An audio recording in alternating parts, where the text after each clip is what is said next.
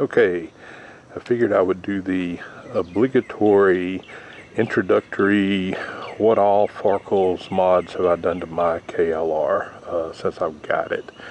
Done quite a lot. Bought it stock 2015, had 600 miles on it when I got it. Just turned over 3,000, and I'll talk about that in a little bit, but been great thus far. Seen a lot of folks doing the Farkle kind of mod reviews on their bikes and just go around the bike and list everything they've done. I was actually going to try and do it a little bit different and actually tell you in the order I did them. I will say I've got this about the way I want it. First and foremost, I am not an off-road rider. I'm probably 70-30 on-road, off-road. So without further ado, tailbox, Gibby. Got this actually from a friend of mine, had it used. Actually, it was, I don't know if you can see, but it was all very light gray, UV damaged. Took a heat gun to it, got most of the color back into it. Really neat little trick I found. Just take a heat gun, go over plastics, be careful of the LED or the light lenses, and you'll get most of the cover back. I can stand to do it again and go back over it, but brought a lot of the color back like that.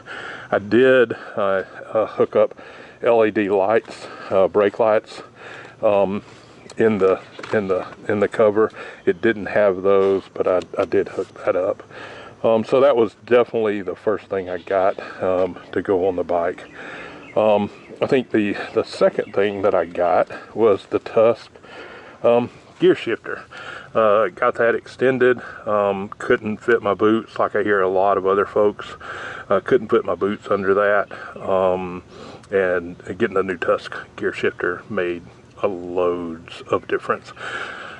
Battery charger wire, did hook that up, ran it to a power outlet, cigarette type. Got a USB type adapter that I put in there, but that's where I run pretty much everything from when I'm on the road. Next, and while we're down here, I do want to get new pegs. I haven't had trouble of slipping off because, like I said, I'm not doing much wet weather riding yet in the woods, but definitely want to switch those out. Next thing I did, take bag. Wolfman Rainier, love it. Can't say enough about this bag.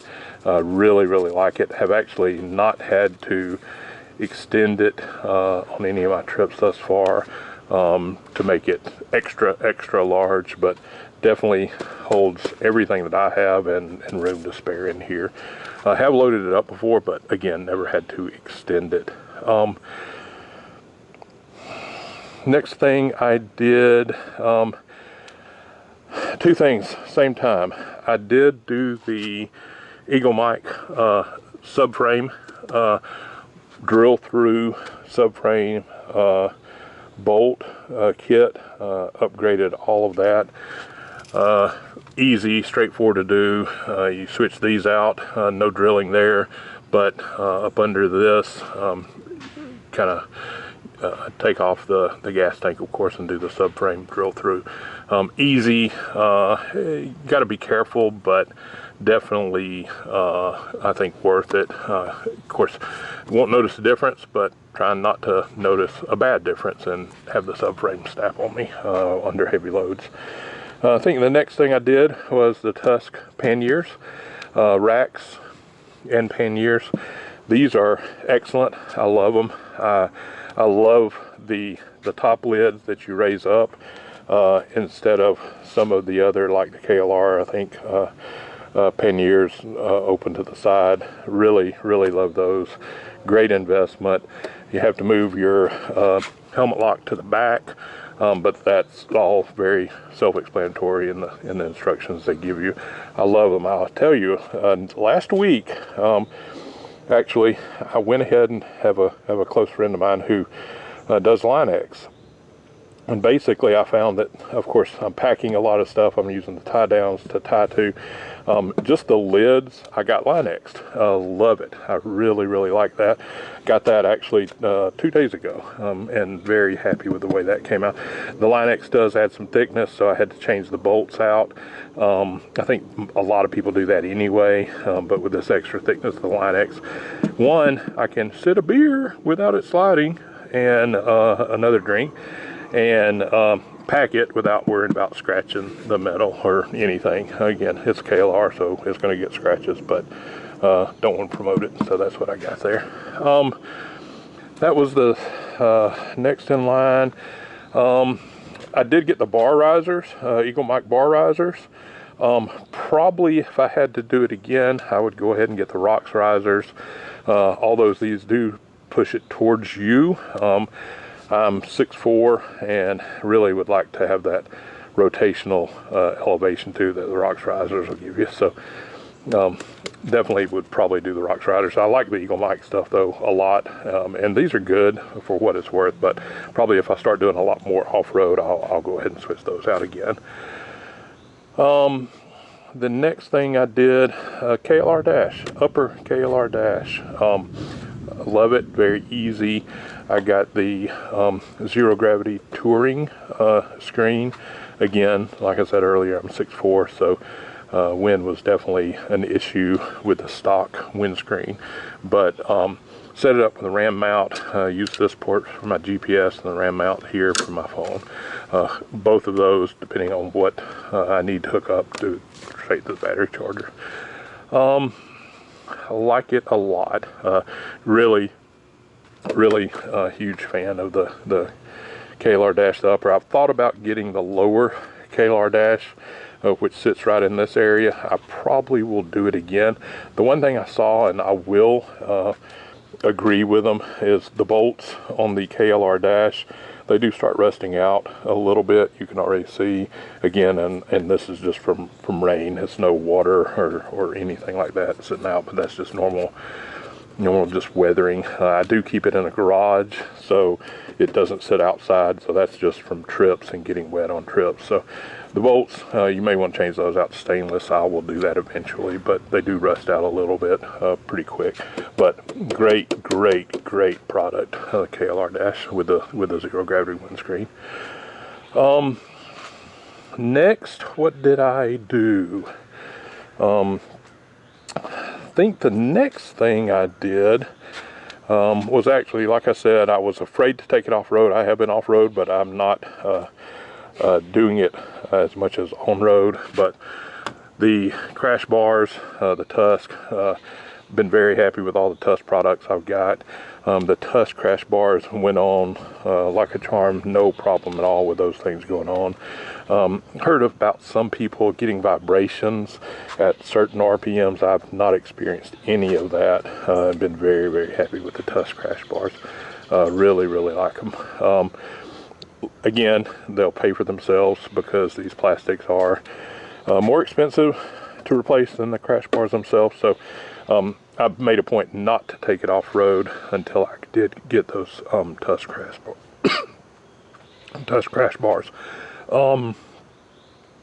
What else? Let me see.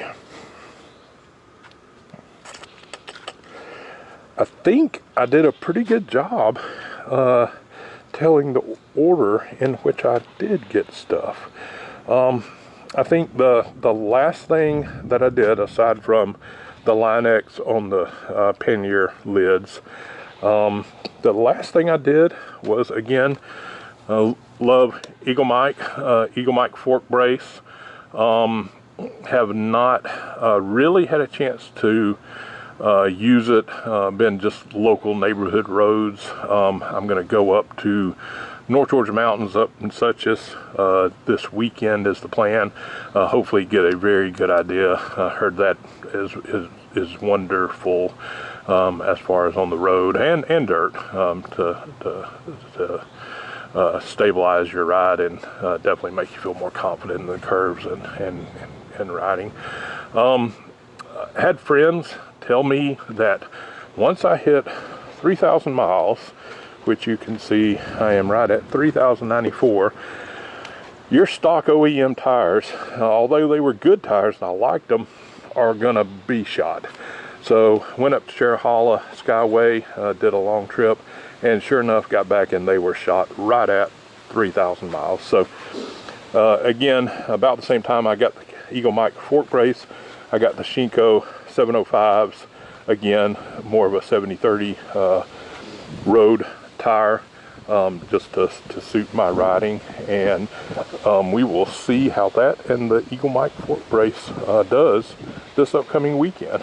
Oh, seat concepts did change out, even though this is a 2015 model and the suspension and the seat are vastly upgraded from previous models.